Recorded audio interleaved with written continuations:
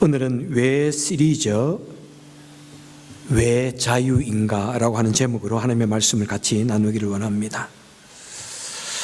이 세상에 있는 이 대부분의 종교들은 도를 깨닫기 위해서 고행을 하고 수도를 하고 각종 자신들이 만든 종교적 의례를 매우 엄중히 행합니다.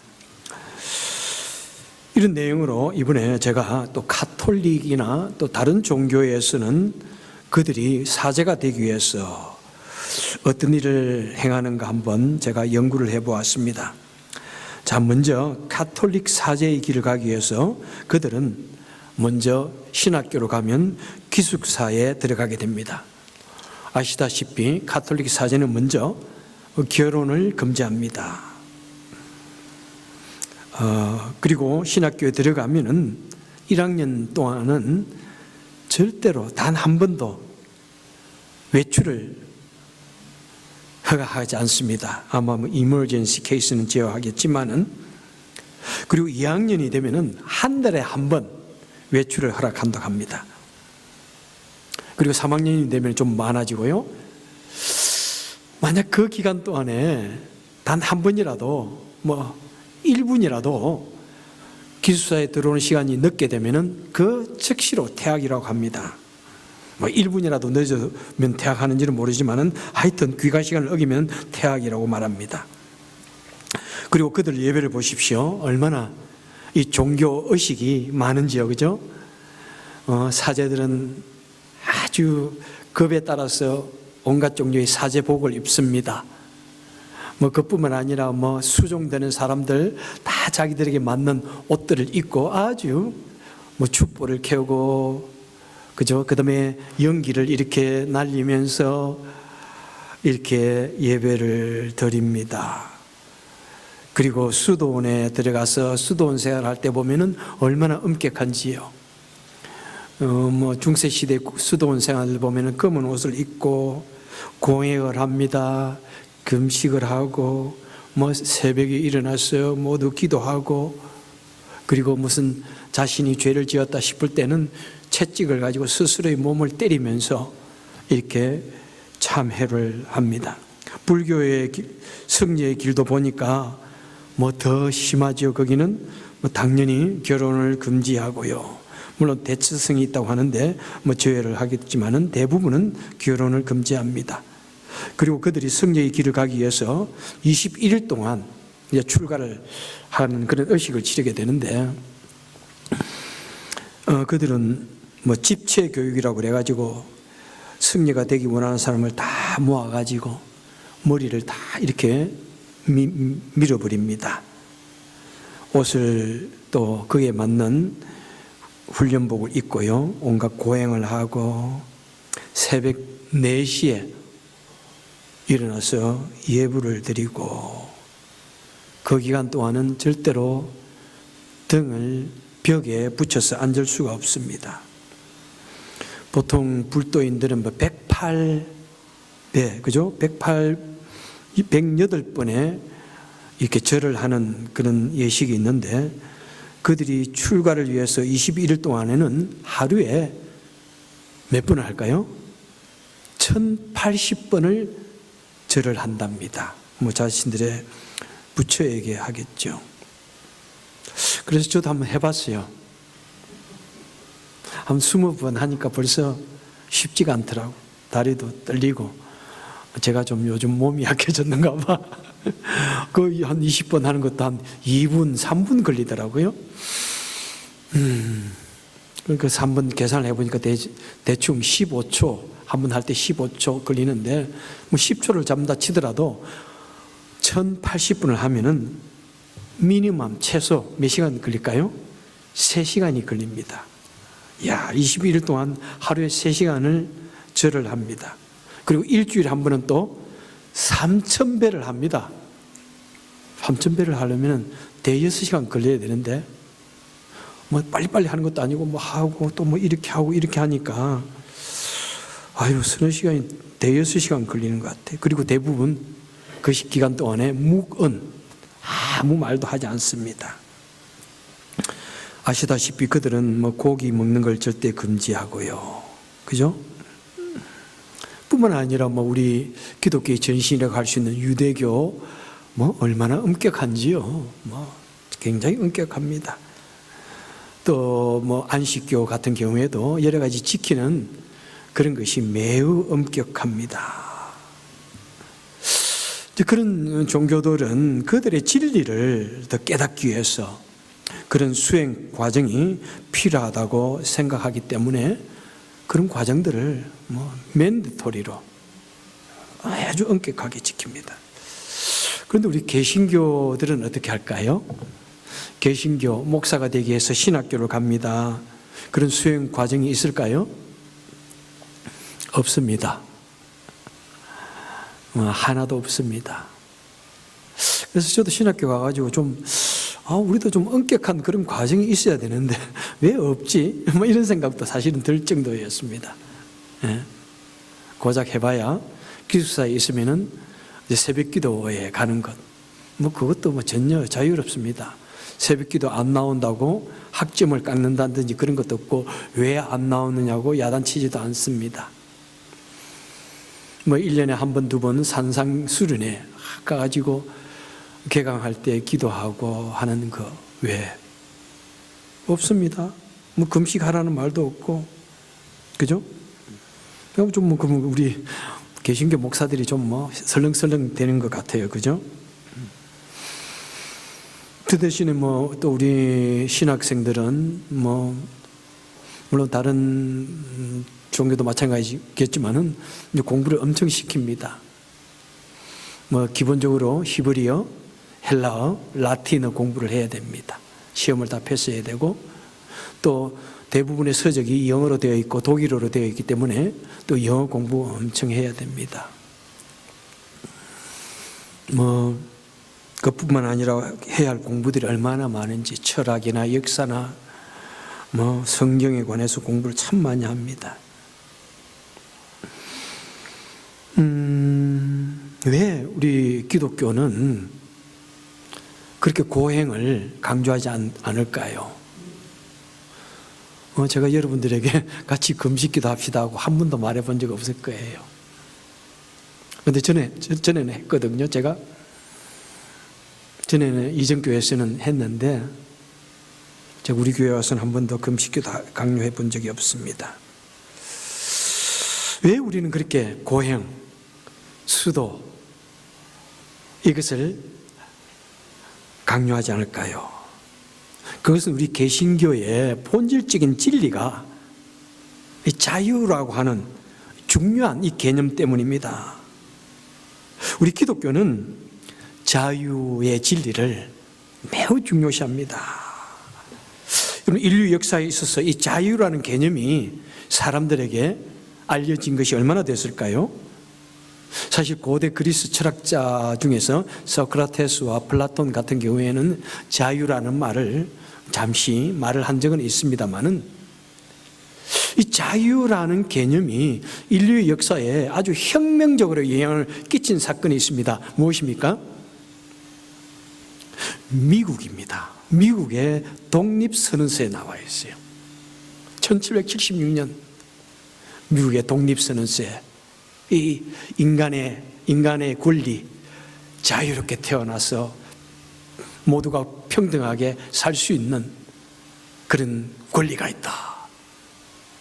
그리고 그 약 13년 후에 1787년에 프랑스 대혁명이 일어납니다. 미국의 독립선언서에 매우 깊은 영향을 받았기 때문입니다. 1789년에 프랑스 혁명이 일어나가지고 온 그 혁명이 유럽 전체에 나중에 번져가지 않습니까? 그래서 이 미국의 독립선언서와 프랑스 혁명은 현대 민주주의, 인간의 자유와 평등과 파괴를 존중하는 그런 사상의 기초가 됩니다. 그리고 그 후에 1800년대 와가지고 1807년에 영국이 노예를 해방하게 됩니다. 그리고 1863년에 아브라함 링컨에 의해서 미국도 노예 해방을 합니다. 그러면서 온 세상이 이 자유, 평등에 대해서 거대한 그런 파도에 휩싸이게 되죠. 그래서 인권운동이 일어나가지고 흑인과 색깔이나 이런 얼굴 또는 민족의 차별을 두지 않냐고 모두가 평등하다.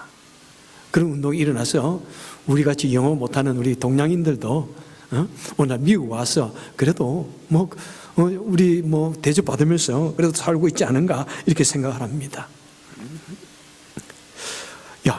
이 자유, 우리 인류 역사상 최초로 이 자유에 대해서 깊은 관심을 가진 것은 어느 시대일까요? 그리고 누가 우리 인간의 자유의 문제에 대해서 깊이 관심을 가졌을까요? 바로 그것은 성경입니다. 성경은 약 4,000년 전부터, 4,5,000년 전부터 이 사람의 자유에 대해서 매우 관심했습니다. 출애굽기 21장에 보면 히브리 종들은 7째 해 될 때 모두 자유케 하라. 그리고 레위기에 보면은 50년째 해가 되면은 히브리 종이든 또 위방 나라에서 잡혀오던 종이든 무조건 50년째는 다 자유케 하라. 자유인이 되게 하라. 그리고 시편 146편에서도 말씀합니다. 여호와께서 갇힌 자들에게 자유를 주시는도다. 참 이게 4,000년, 5,000년 전에 주신 메시지입니다. 이사야서 61장에 예수님께서 오시기 전 700~800년 전에 주 여호와의 영이 내게 임하셨으니 이는 여호와께서 내게 기름을 부어서 가난한 자들에게 아름다운 소식을 전하게 하려 하심이라. 나를 보내사 마음이 상한 자를 고치며 포로된 자에게 자유를, 갇힌 자에게 노임을 선포하게 하려 하심이라. 이것은 무슨 말씀입니까? 우리 주 예수 그리스도 메시아가 이 땅에 왔을 때 그를 통해서 하나님께서 이루고자 하시는 일, 가난한 자들에게 복음이 전하게 하시고 마음이 상한 자를 고쳐주시고, 마음이 상한 자를 고쳐주시고 포로된 자에게 자유를 주시기 위해서 우리 주님께서 이 세상에 오실 것이다.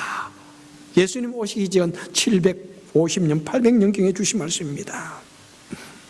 그렇습니다. 우리 예수님께서 이 땅에 오신 것은 바로 포로된 사람들에게 자유를 선포하기 위해서, 자유를 주시기 위해서 이 땅에 사람의 몸을 입고 오신 것입니다. 그래서 우리 예수님께서는 자신의 공생의 사역을 시작하는 바로 그날, 그때를 기준으로 해서 유대인 회당에서 이 말씀을 친히 인용하셨던 것입니다. 자, 우리는 예수 그리스도로 말미암아 자유를 얻었습니다. 어떤 자유를 얻었습니까? 요한복 오늘 본문 32절에 보니까 진리를 알지니 진리가 너희를 자유케 하리라. 여러분, 이 말씀만 들어도 마음이 벌써 너무 넉넉해지고 가벼워지지 않습니까? 진리를 알면은 진리가 너희를 자유케 할 것이다. 진리는 무엇입니까? 이 성경의 진리고, 그 다음에 특별히 진리 중에 진리는 신약 성경의 진리고, 또 진리 중에 진리는 예수님께서 말씀하신 그 진리고, 예수님 그 자체가 곧 진리라고 말씀을 드렸습니다. 예? 진리가 곧 예수님이 우리를 자유케 해주신다. 첫째, 이것은 뭐냐면은 구약의 모든 율법과 그 모든 종교 의식으로부터의 자유를 우리에게 선포하고 있다는 사실입니다. 여러분, 구약의 율법, 구약에는 수많은 율법이 있습니다. 이렇게 하지 마라, 저렇게 하라, 이렇게 하는 말씀들. 그리고 종교 의식들이 얼마나 거기도 복잡한지요. 제사를 드리기 위해서 제사장은 제사장을 옷을 입고, 옷도 그냥 못 만듭니다. 온갖 종류의 의미가 있는 굿을 또 보석들로 장식을 하고, 아무나 이 제사를 주관하지도 못하고, 얼마나 끔찍한 그런 번제의 제사들을 드리는지 모릅니다. 그런 율법과 종교의식은 무엇이라고 그렇게 말씀합니까? 히브리서 10장을 보면은 구약의 모든 율법은 장차 오실 예수 그리스도에 대한 그림자요, 형상이다, 모형이다, 이렇게 말씀합니다. 그래서 모형론, 예? 예수님께서 처음부터 세상에 나타나셔서 복음을, 구원을 선포하신 것이 아니라 천천히 어떤 교육을 시키십니다. 그림자를 보내서 이 끔찍한 이 번제 동물의 제사, 이것을 드리면서 얼마나 피비린내 나고 얼마나 끔찍합니까? 그런데 이 동물의 제사는 바로 그것이 본질이 아니라, 이 동물의 제사는 앞으로 오실 예수 그리스도가 이토록 처참한 죽음을 당하게 되고 십자가의 죽으심으로 말미암아 우리의 죄를 용서해 주실 것이라는 그에 대한 모형으로 구약시대에 이미 주셨던 것입니다. 그리고 예수님께서 오셔서 이제 그 모든 구약의 율법과 제사를 완성시키신 것입니다. 우리가 공부하는 구약의 성전조차도, 그래서 신약시대는 이것을 성전이라기보다는 우리는 예배의 당이다 이렇게 말씀합니다. 그 다음 구약의 제사 예식들, 구약에서 말하는 수많은 그 사건들, 특별히 출애굽기에 나오는 수많은 그 사건들이 예수 그리스도의 모형으로서, 상징으로서 주셨던 것입니다. 그러면 이제 구약의 모든 율법은 폐해졌다 이렇게 말하는데, 그러면 예수님께서 실제로 그 말 그대로 구약의 율법들이 폐해졌습니까? 예수님께서 폐하신 것입니까? 예수님이 율법의 폐기자이십니까? 마태복음 5장 17절에서 예수님께서 이렇게 말씀하십니다. 내가 율법이나 선지자나 폐하러 온 줄로 생각지 말라. 폐하러 온 것이 아니라 완전케 함이라. 폐한다는 말이 완전케 하다 보니까 그것이 폐해진 것처럼 이렇게 보여진다는 것입니다. 우리 예수님은 율법의 폐기자가 아니십니다. 율법의 완성자이십니다. 그래서 우리 누구든지 그 예수님을 믿으면은 그 모든 율법의 그 무서운 굴레에서, 복잡한 굴레에서 우리는 벗어나게 되는 것입니다. 그럼 구약의 많은 율법들, 성경의 율법의 용도는 무엇입니까? 로마서 3장 20절에서 말씀하십니다. 율법으로는 우리가 죄를 깨달음이라. 그리고 율법은 우리를 예수 그리스도께로 인도하는 선생님이라고 또 갈라디아에서 말씀합니다. 그렇습니다. 이 구약의 율법은 폐기하는 것이 아니라 우리가 그것을 읽음으로써 이 인간 사회의 기본적인 법입니다. 법을 우리의 착각의 지킴으로 말미암아 결국에는 우리를 예수님께 인도하기 위한 그런 용도로 우리에게 주셨다는 것입니다. 성경을 읽을 때 내가 잘못 살았구나, 이러면 안 되는구나, 이렇게 알기 위해서 이 율법을 주셨다는 것입니다. 그런데 우리가 예수 그리스도로 말미암아 그 모든 율법과 종교의식이 완성되어짐으로 말미암아 우리는 이제 그 옛날에 그런 참혹한 번제 제사를 우리는 복잡하게 드리지 않습니다. 우리는 이렇게 와서 즐거운 마음으로 예배드리며 찬양하며 율법을 완성시켜 주신 그 예수님을 우리는 예배하는 것입니다. 두 번째로 우리는 무엇으로부터 자유함을 얻었습니까? 죄악과 저주와 가장 무서운 저주인 죽음으로부터 우리를 자유시켜 주셨습니다. 우리는 죄를 주염으로 말미암아 어떻게 되었습니까? 우리는 율법의 종이 되었습니다. 죄의 종이 되었습니다. 사단의 종이 되었습니다. 우리는 그것을 벗어날 수 없습니다. 우리 사람의 몸으로서는, 사람의 능력으로서는 그 모든 죄의 굴레를 벗어날 수가 없습니다. 도저히 불가능하게 되니까 우리 예수님께서, 하나님께서 이 땅에 사람의 몸으로 입고 오셔가지고 예수님께서 바로 우리 죄악 대신에, 우리가 도저히 그것을 어떻게 감당할 수 없고 해결할 수 없으니까 예수님께서 우리 대신에, 우리가 달려야 할 그 십자가에 대신 달려 죽으심으로 말미암아 우리를 모든 죄값에서 자유케 해주시고 모든 저주와 그 참혹한 죽음에서 우리를 해방시켜 주시기 때문에 우리가 자유함을 얻은 것입니다. 오늘 본문 36절 한번 보십시오. 아들이 너희를 자유케 하면은 너희가 참으로 자유로우리라. 이 세상 아무것도 우리를 자유롭게 할 수가 없습니다. 아들이, 누가? 예수님께서 우리를 자유케 하면은 우리는 참된 자유를 얻는 것입니다. 그래서 로마서 8장 2절에서 사도 바울은 말씀합니다. 그리스도 예수 안에 있는 생명의 성령의 법이 죄와 사망의 법에서 너를 해방하였느니라. 이 무슨 죄, 사망의 법은 오직 예수 그리스도로 말미암아 성령으로 말미암아 우리가 깨끗하게 사함을 입고 해방되어졌다는 것입니다. 그래서 누구든지 예수를 믿는 사람들은, 성도들은, 기독교인들은 예수를 믿는다는 그 단 한 가지의 그 조건 때문에, 그 이유 때문에 온갖 죄와 저주와 사망의 굴레를 우리는 훌훌 벌써 던지고 자유함을 얻게 되는 것입니다. 로마에 가면은 라테라노라는 대성당이 있습니다. 저번에 제가 유럽의 종교 계획지를 찾아다닐 때 거기를 안 가더라고요. 그래서 제가 그 인도하는 그 투어 가이드에게 왜 거기는 안 가지요? 그랬더니 뭐라 했는데 내가 지금 기억이 안 나요. 라테나로 성당에 가면은 계단이 있습니다. 왜 거기에 라테나로한 성당을 지었냐면은 예수님께서 빌라도에게 신문을 받던 장소였습니다. 그것을 기념해서 거기에 성당을 짓고 그 다음에 그 성당에 올라가는 계단이 있습니다.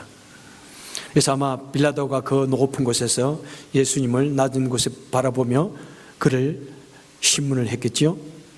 그리고 그들 속에 어떤 전에 내려오는 이야기 있냐면은 누구든지 무릎으로 기어서 이 계단을 올라가면은 내가 죄 사함을 얻게 된다. 이 전해오는 말들이 있습니다. 그래서 마틴 루터가 참 이 수도원에서 자신을 혹독하게 채찍질하면서 이 기독교의 돌을 깨쳐보기를 원했지만 마음에 자유함이 없었어요. 항상 무거운 거예요. 매일 자신을 채찍질해도 마음에 평안이 없습니다. 그러니까 내가 이래가지고는 전혀 구원을 얻을 수 없구나 막 괴로워합니다. 그러는 중에 로마를 방문했습니다. 그리고는 그 계단을 무릎으로, 그 다음에 무릎도 그냥 무릎이 아닙니다.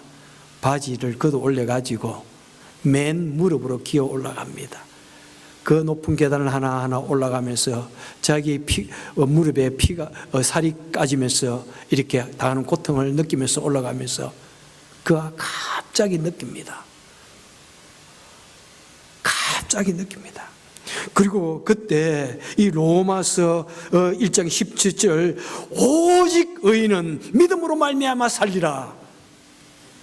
그렇구나. 내가 고형이나 수도로서 이 하나님 앞에서 의인이 되는 것이 아니고 내가 죄인에서 자유함을 얻는 것이 아니라 예수 그리스도를 믿는 믿음으로 말미암아 내가 구원을 얻는다, 자유함을 얻는다. 그 사실을 알고는 그가 벌떡 일어납니다.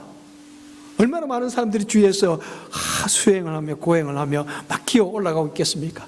그런 담대하게 벌떡 일어나서 오직 의인은 믿음으로 말미암아 살리라 하면서 그 계단을 탁탁탁탁 뛰어 내려옵니다. 그리고 마음속에 깊은 감동으로 종교 개혁을 이루면서 우리 개신교가 탄생한 것입니다. 우리 개신교의 탄생에 참 중요한 그 진리는 이 자유함입니다. 믿음으로 말미암아 자유함을 얻고 죄악에서 놓인다는 이 놀라운 이 진리, 여러분, 그로 말미암아 우리는 예수 그리스도를 믿는 믿음으로 말미암아 자유함을 얻고 평강을 누리고 자유로운 주체로서 우리는 살아가게 되는 것입니다. 여러분, 이것은 저는 종종 말씀을 드렸지만 우리 한국 사람들은 얼마나 동양인의 그런 미신들에게 많이 눌려 살아왔습니까? 제가 어릴 때만 해도 내 옆집에서는 몇 개월에 한 번씩 이 굿을 합니다. 부닥거리를 하고. 그리고 어릴 때 예수를 믿는 사람조차도 거기에 묶여가지고 오늘 이사를 해야 되는데 이사하고는 괜찮은 날인지 가서 물어봐야 돼. 누구에게? 하여튼 묻는 데가 있는가 봐. 못을 하나 박는 것도 이게 동쪽으로 박으면 안 돼. 서쪽으로 박아야 돼. 그런 날. 여러 가지 그런 것이 얼마나 많은지. 땅을 파는 것도 함부로 파면 안 돼. 어떤 누구에게인가 물어보고 점장에게도 물어보고, 그죠? 아직도 우리 많이 매여 있지 않나요? 그런 미신 그 점을 칩니다. 요즘에는 우리 어릴 때보다도 지금은 점치고 미신이 더 많아진 것 같아. 지금은 또 그런 걸 존중한답니다. 서로의 믿음을 존중합시다.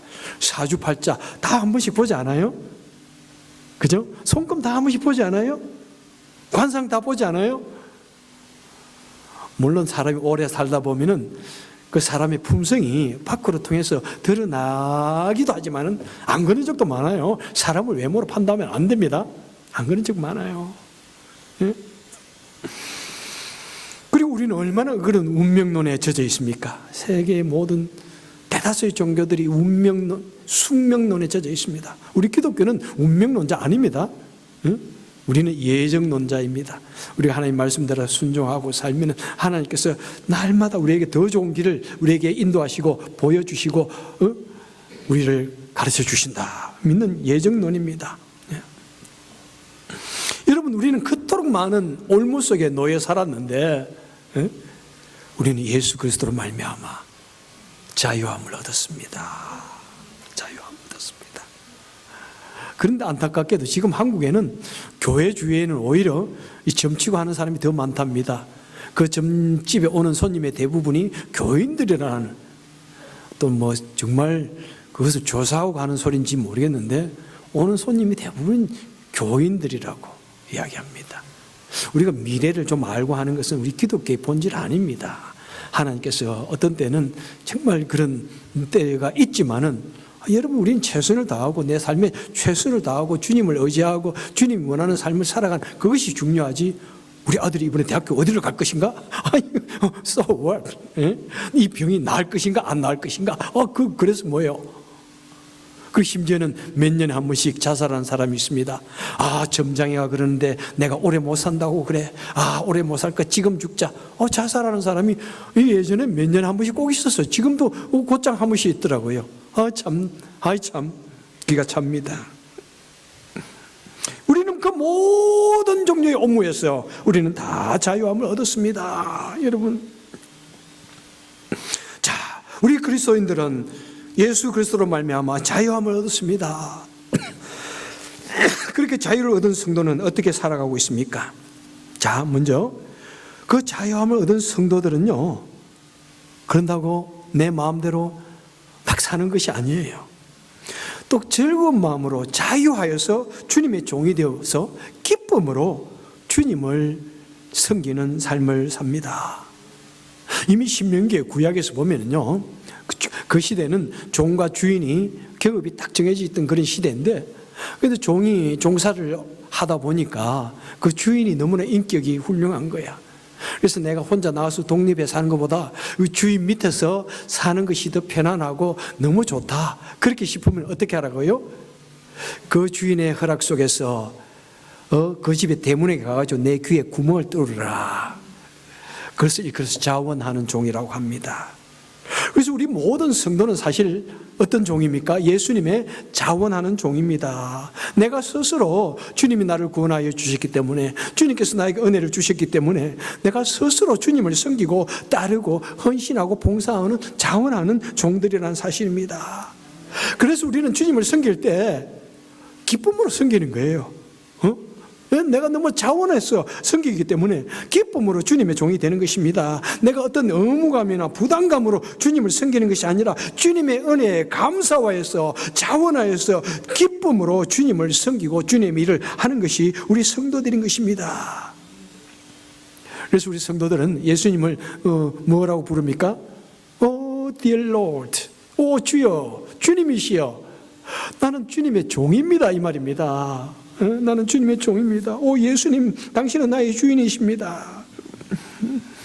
그리고 예수님을 정말 기쁜 마음으로, 자원하는 마음으로 섬길 뿐만 아니라 또한 우리는 종된 마음을 가지고 살아갑니다. 예수님이 나를 위해서 십자가에 달려 돌아가시고 나의 발을 씻겨준 것처럼 우리도 주위 사람들을 향하여 발을 씻기는 사람, 섬기는 사람. 그래서 사도 바울은 형제들아, 우리가 오직 사랑으로 서로에게 종로로 하자, 이렇게 말씀합니다. 우리 성도는 주님을 따르기 위해서 그렇게 스스로 절제하고 선을 행하는 것입니다. 그럼 우리 기독교는 수행하지 않습니까? 우리 기독교도 사인이 수행을 합니다. 그런데 절대로 그것이 우리 본질이 아닙니다. 우리 성도는 수행을 해서 구원을 얻고자 하고 죄사함을 얻고자 수행하는 것이 아니라 우리는 더욱더 믿음에 자라가기 위해서, 더욱더 하나님의 은혜에 살기 위해서, 더욱더 큰 믿음의 사람이 되기 위해서 우리는 곧잘 금식 기도도 하고요, 새벽 기도를 하고요, 그죠? 절제된 생활, 산기도도 하고요, 여러 가지 절제된 생활을 자유로이 시행을 합니다. 우리가 자유로운 마음으로 우리가 이런 수행을 할 때 하나님께서 큰 은혜를 주시는 것입니다. 이사야서 58장에서 말씀합니다. 내가 기뻐하는 금식은 흉악의 결박을 풀어주며 멍에의 줄을 끌어주며 압제당하는 자를 자유롭게 하며 모든 멍에를 꺾는 것이 아니겠느냐. 우리가 스스로 자유하여서 금식 기도하고 시간을 내어서 기도할 때 하나님께서는 온갖 은혜를 우리에게 채워주시겠다고 말씀하고 있습니다. 뿐만 아니라 우리 성도는 자유의지로 선을 행합니다. 여러분, 자유의지, 내가 오른쪽으로 갈 자유가 있고 왼쪽으로 갈 자유가 있습니다. 내가 선을 행할 자유가 있고 악을 행할 자유가 있습니다. 그런데 우리 성도는 자유의지로 기쁜 마음으로 선을 행한다는 것입니다.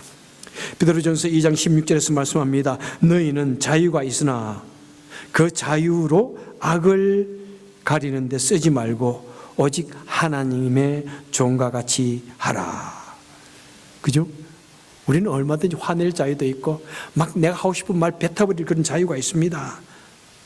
그런데 동시에 화를 꾹 참을 자유가 있고 하고 싶은 말을 꾹 참는 자유가 있습니다. 우리는 성도이기 때문에, 하나님의 은혜로 말미암아 구원함을 입은 성도이기 때문에 우리는 자유로이 선을 따르고 실천합니다. 왜? 그래야 우리 마음이 기쁘고 평안하기 때문입니다. 우리는 이런 말 종종 합니다. 그 사람은 법 없이도 살 사람이야. 혹시 이런 말을 한 번이라도 들어본 분 계시나요? 한 번 들어봤어요? 한 번이라도 다른 사람이 나에게 말해본 적 있나요? 그 사람은 법 없이도 살 사람이야. 만약 그런 말을 듣는다면 얼마나 좋을까요? 우리 기독교인의 양심의 자유가 있습니다. 기독교인의 양심의 자유는 바로 우리는 법 없어도 사는 사람, 그것이 우리 지고의 묘포인 것입니다. 우리 성도는요, 법이 무서워서 법을 억지로 지키는 것이 아닙니다. 우린 자유로운 마음으로, 아무도 나를 바라보지 않아도, 아무도 내가 꺼리낌이 없을지라도 꺼리낌이 없이 우리는 즐거운 마음으로 법을 지키는 것이, 살다 보니까 법을 선한 법대로 살아가는 것이 우리 신앙인의 양심인 것입니다. 요한복음 1장 17절에서 이렇게 말씀합니다. 율법은 모세로 말미암아 주신 것이요 은혜와 진리는 예수 그리스도로 말미암아 온 것이라. 그렇다고 구약은 무조건 율법이고 신약은 무조건 은혜라고 딱 자를 수는 없습니다. 유대인들이 애초부터 구약의 그 의미를 잘못 해석했기 때문에 이 예수님께서 구약을 바르게 해석해주고 완성시켜 주셨다는 것이 바로 이 내용인 것입니다. 여러분, 우리가 이해하기에 따라서 이 구약이 율법이 아니라 은혜가 될 수 있습니다. 우리가 이해하기에 따라서 이 신약이 은혜가 아니라 율법이 될 수가 있습니다. 그죠?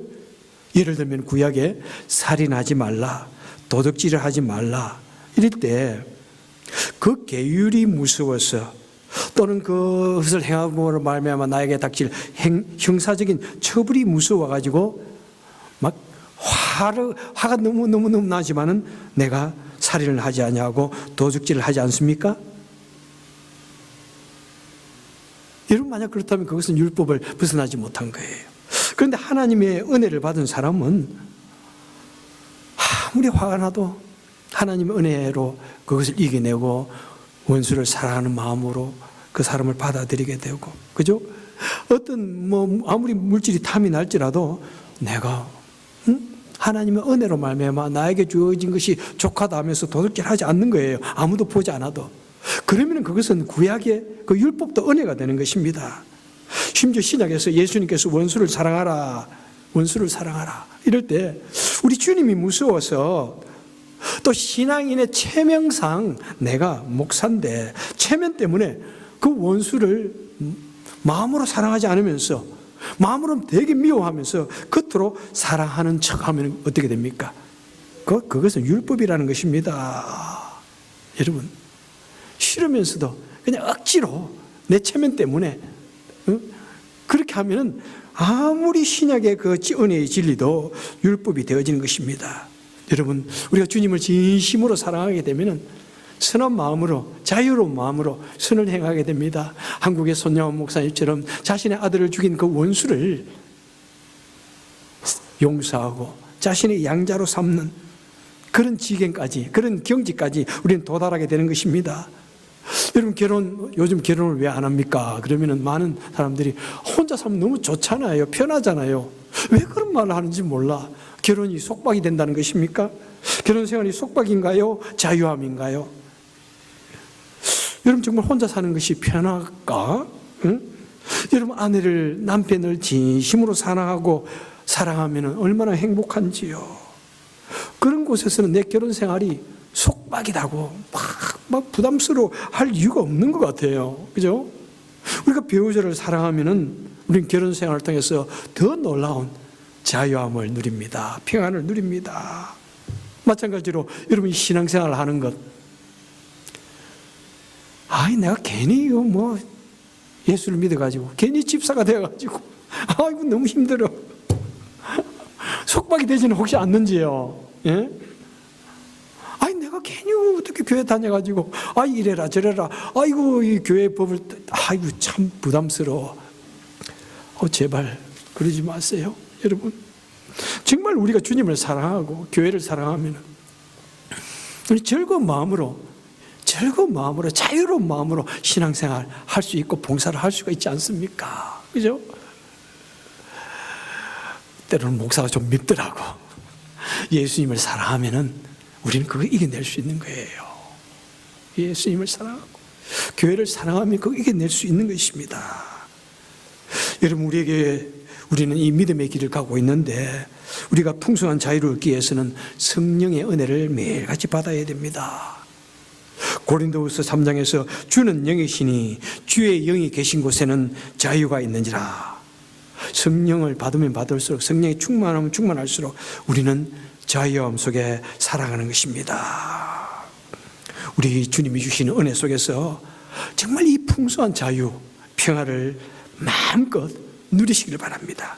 그래서 기쁨과 자유함으로 주님을 봉사하고 주위 사람들을 더욱더 사랑으로 섬길 수 있는 저와 여러분 되시기를 주님의 이름으로 축원합니다. 기도하겠습니다.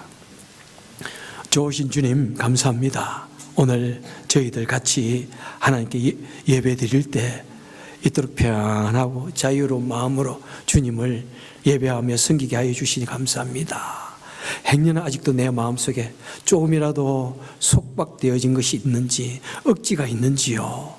정말 하나님께서 우리에게 은혜 주셔서 우리 마음속에 평안과 자유함으로 신앙생활하고 주님을 섬길 수 있도록 도와주옵소서.